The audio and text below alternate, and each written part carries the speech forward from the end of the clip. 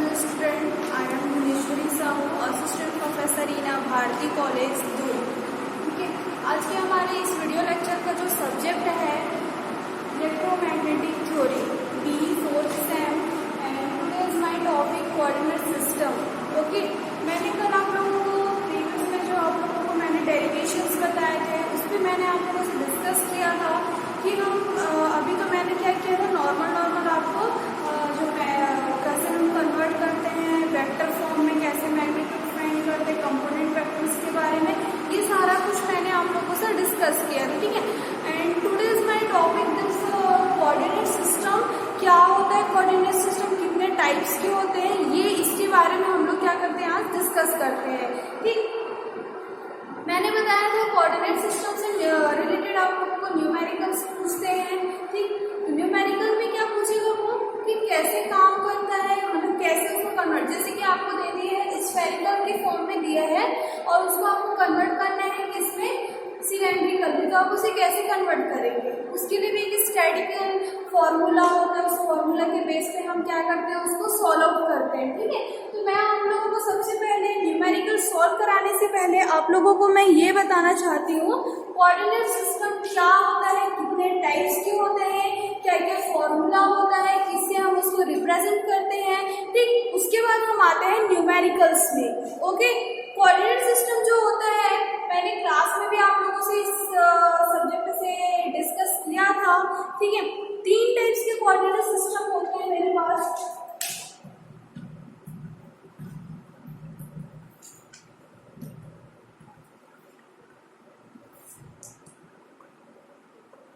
These are the 3 types. ठीक है, 3 types. First होता है आपका कार्टेशियन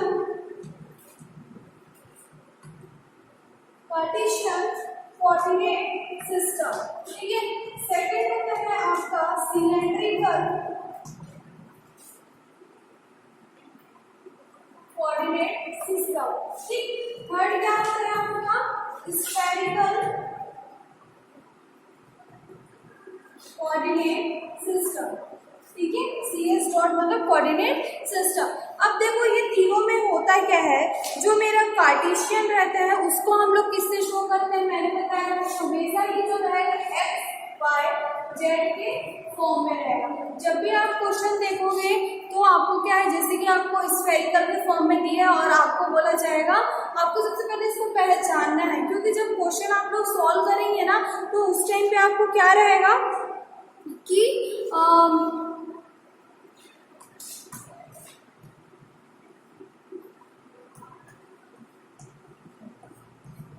ठीक है, तो अगर आपको दिया जाता है क्वेश्चन कैसे आपको संभालने का है, कैसे कन्वर्ट करना है, उस टाइम पे आप क्या करेंगे, आपको पता होना चाहिए। क्या पता होना चाहिए कि क्वेश्चन आपको किस फॉर्म में दिया है, किस फॉर्म में आपको कन्वर्ट करने का है।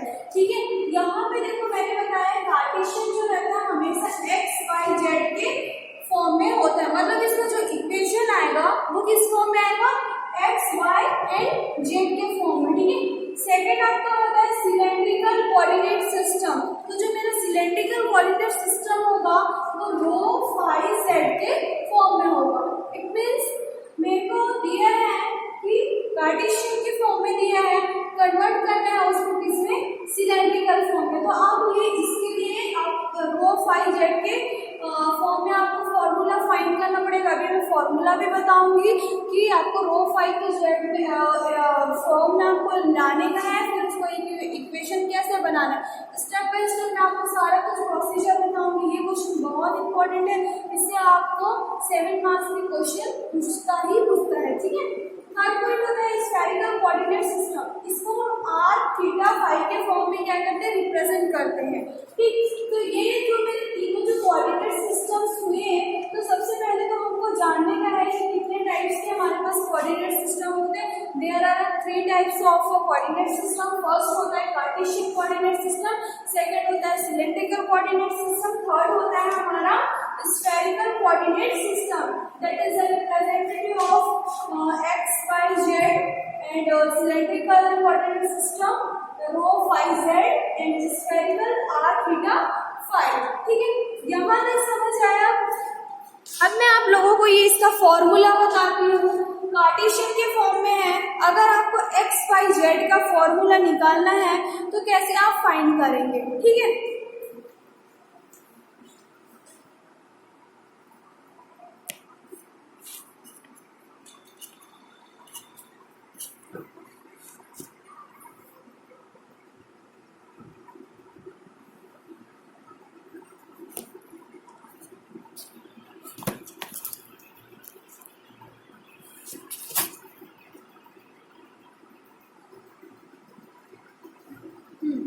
देखो अगर हमारे पास फॉर्मूला आता है कार्टेशियन को बनाना है। ठीक है, कार्टेशियन आपको फाइंड करना है। जैसे कि क्वेश्चन आपको दिया है, किस फॉर्म में दिया है आपको, इसको बोलता है कार्टेशियन फ्रॉम स्फेरिकल कोऑर्डिनेट। ठीक है, कार्टेशियन कोऑर्डिनेट इसमें करना है आपको from spherical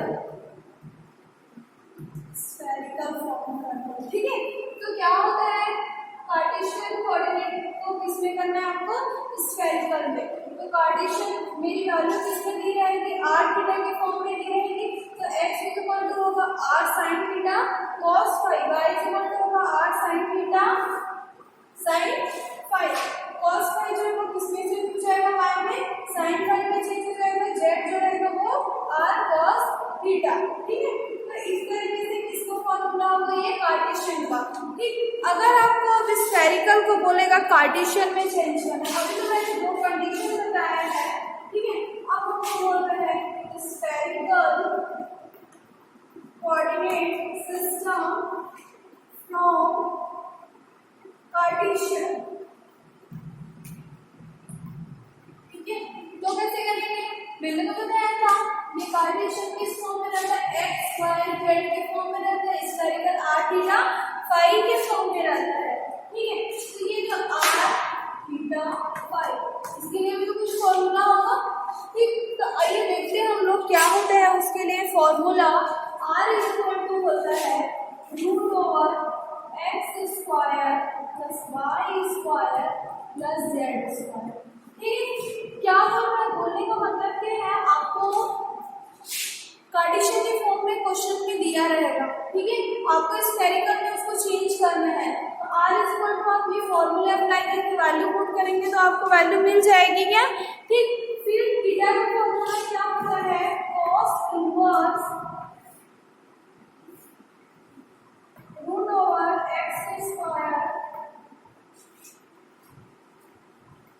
Y square plus z square. ठीक है, तो ऐसे करके क्या क्या बताएंगे आप लोग?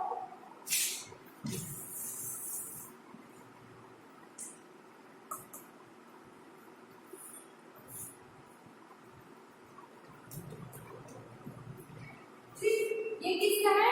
थीटा का है। और अगर आपको जेड आर थीटा फाइव का निकालना है, ठीक है, तो फाइव इक्वल टू क्या होगा? tan inverse y divided by x। ठीक, ये फॉर्मूला आपको याद रखने का है। कार्टेशियन को आपको स्फेरिकल कन्वर्ट करने बोला या स्फेरिकल से आपको कार्टेशियन में, ये फॉर्मूला बहुत कम आएगा। अभी मैं आप लोगों को एक न्यूमेरिकल क्वेश्चन कराऊंगी, उसमें आप लोगों को ये सारा चीज अप्लाई करना है। अच्छा, एक चीज और देख लो, जब हम इसको किसी यहाँ तक समझ आएगा और जब इसको हम लोग सॉल्व करेंगे, ठीक है, सॉल्व करने के टाइम आप लोगों को कुछ कुछ चीजें हैं उसको भी याद रखने का है। क्योंकि सिंपल क्वेश्चन आता है तो आप इजीली इसको बना लेंगे। अगर मान लो एक यूनिट वेक्टर सेम होगा ऐसा, तो वैल्यू क्या होगी आपकी? 1। ठीक है, और अगर आपका यूनिट वेक्टर तो क्या होगा? ये 0। तो जब भी आप मल्टीप्लिकेशन करेंगे दो यूनिट वेक्टर का तो आपको पता होना चाहिए क्या होता है। ठीक है, अब मैं इसके डॉट प्रोडक्ट भी बता देती हूँ। ये फॉर्मूला जब आप सॉल्व करेंगे ना तो उस टाइम पे आप प्रूफ होगा। ठीक है, ए आर ए थीटा के फॉर्म में जिसे हम फाइंड करेंगे।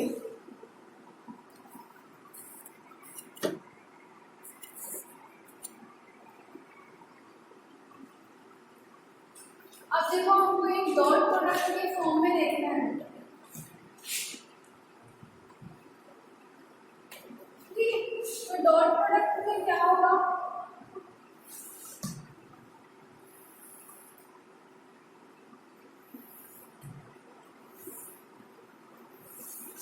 ठीक है, डॉट प्रोडक्ट में हम लोग देखते हैं ये मेरा क्या होगा, unit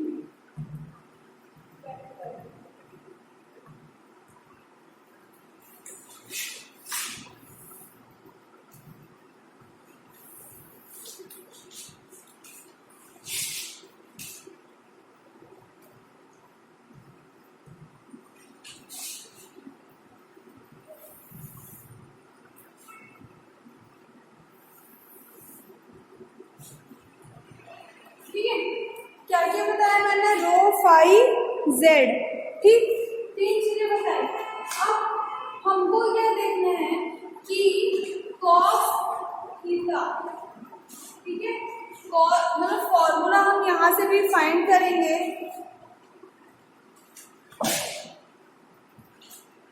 cos phi sine phi होंगे 0, ठीक है, माइनस साइन फाई और कॉस फाई एंड 0 0 0, ठीक है।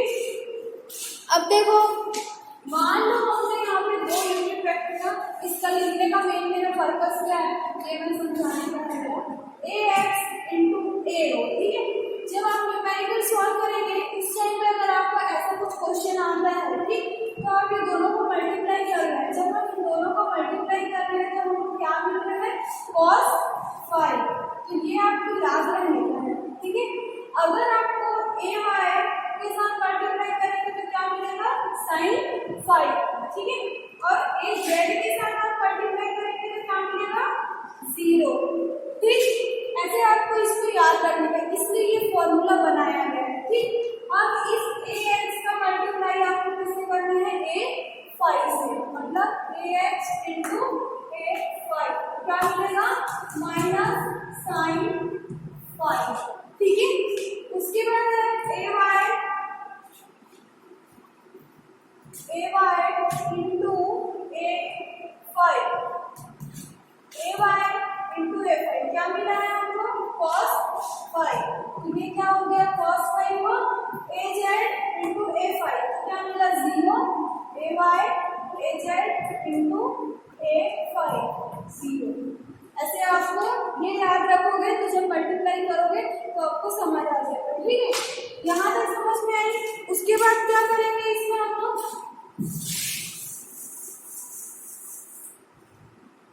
अब कौन सा बच गया मेरा, जेड वाला टर्म बच गया, तो क्या हो जाएगा, ax इंटू az 0, ay इंटू az इक्वल टू 0, ये इसका मल्टीप्लाई हम इससे करेंगे तो हमको होगा इसके सामने 0, सामने वाले टर्म देखना है, az इंटू az। अभी मैंने क्या बताया, देखो यहाँ पे इस फॉर्मूले से भी फाइंड हो गया, ठीक है। मैंने बताया था 2 यूनिट वेक्टर की वैल्यू अगर आपको सेम है तो उसका मान क्या होता है, वैल्यू क्या होती है, 1 होती है। तो यहाँ पे भी देखो az इसका यूनिट वेक्टर सेम है, इसलिए क्या होगा, वैल्यू 1। तो ऐसे आपको क्या करना है, इस फॉर्मूला को अप्लाई करके आपको पूरी चीजें याद रखना है, ठीक है, तभी आप न्यूमेरिकल सॉल्व कर पाएंगे, नहीं तो न्यूमेरिकल सॉल्व करना बहुत मुश्किल है। जब तक फॉर्मूला पता नहीं होगा, कोऑर्डिनेट सिस्टम को पहचानना नहीं जानोगे आप, तब तक आप लोगों के लिए इसको सॉल्व कर पाना क्या है, पॉसिबल नहीं है, ठीक है। तो यहाँ तक चीजें आप लोगों को समझ आ गई। ये तो मेरा किसके लिए था, 2 जो जैसे कि हमने कन्वर्ट किया, ठीक है, किसको किस फॉर्म में कन्वर्ट किया, इस टाइप का था, ठीक। एक छोटा सा न्यूमेरिकल मैं आप लोगों को बता ही देती हूँ, कल हम इससे रिलेटेड और कुछ कॉम्प्लिकेटेड टाइप में जैसे अभी जो मैं न्यूमेरिकल बताऊंगी ना वो नॉर्मल था, उसमें ज़्यादा कुछ काम नहीं है, डायरेक्ट वैल्यू पुट करने का है आपको, ठीक है। जब मैं नेक्स्ट पर मैं आप लोगों को बताऊंगी ना, उसमें आप लोगों को थोड़ा सा टफ रहेगा। क्वेश्चन है, कन्वर्ट इक्वल टू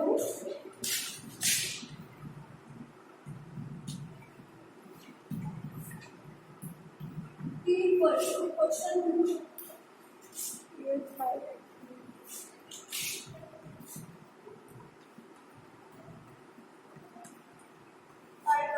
6, ठीक है। इन कार्टेशियन सिस्टम, कार्टेशियन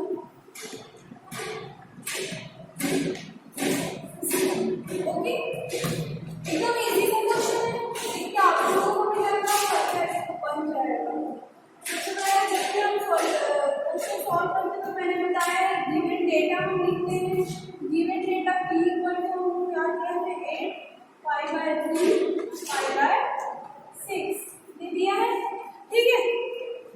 तो हम लोग इसमें देखेंगे कौन से फॉर्म में लग रहा है। देखिए आपको r थीटा के फॉर्म में लग रहा है, पाई के फॉर्म में, तो ये कौन से फॉर्म में है r थीटा फाई के फॉर्म में, ठीक है। हमको कार्टेशियन में चेंज करने का, कार्टेशियन के लिए मैंने फॉर्मूला x इक्वल टू क्या बताया था, x equal to r sin theta cos phi बनाया था।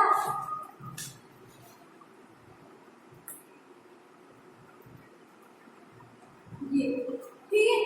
अब यहाँ पे देखो r की वैल्यू क्या है 8 है, थीटा की वैल्यू क्या है 5/3, फाई की वैल्यू क्या है 5/6। तो ये वैल्यू हम यूज कर सकते हैं क्या, x equal to 8 sin theta की वैल्यू 5/3 cos 5/6, ओके।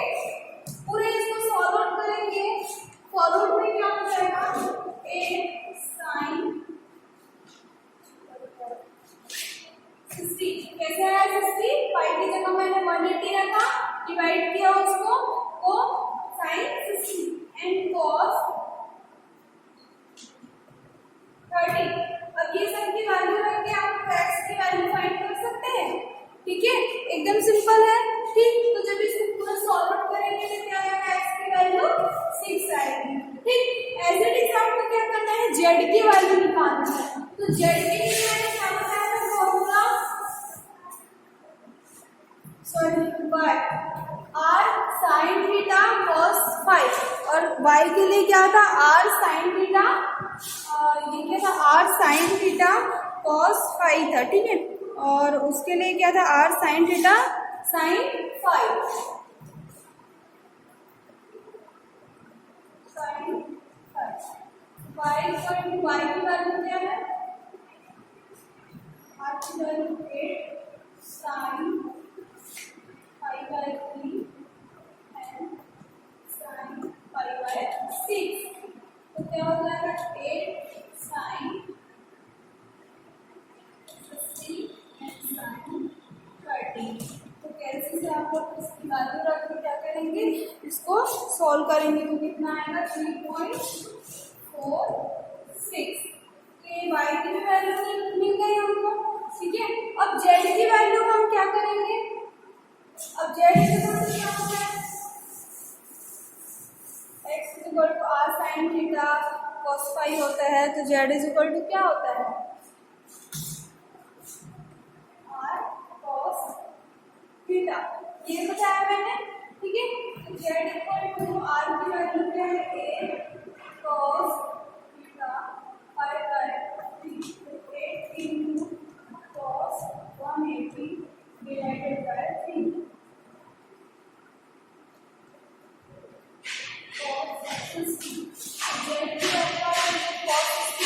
कितनी होती है, इसको फाइंड करेंगे तो क्या आएगा, ऐसे एक्स वाई जेड तीनों की वैल्यू क्या मिल गई फाइंड हो गई, ठीक है। एक्स की वैल्यू कितनी आई है 6, वाई की वैल्यू 3.16 समझ में आएगा, जेड की वैल्यू 4। अब हमको इसको किस फॉर्म में बोला है, उसने कार्टेशियन के फॉर्म में, तो 6ax + 6xy इक्वेशन के फॉर्म में नहीं लिखना, ये मेरा क्या होगा कार्टेशियन के फॉर्म में आंसर, ठीक है। ये तो छोटा सा सिंपल सा क्वेश्चन क्वेश्चन था, थोड़ा सा हम इसे और टफ क्वेश्चन देखेंगे, थोड़ा डिटेल में इसको जब पढ़ेंगे ना तो आप लोगों को ये चीज़ें और क्लियर हो जाएगी। तो आई होप आप लोगों को ये इतना कुछ मैंने आप लोगों को जो आज बताया वो समझ में आया होगा। अगर आप लोगों को डाउट है तो आप नेक्स्ट क्लास में डिस्कस कर सकते हैं या मुझे पूछ सकते हैं, ठीक है। तो have a nice day, thank you class.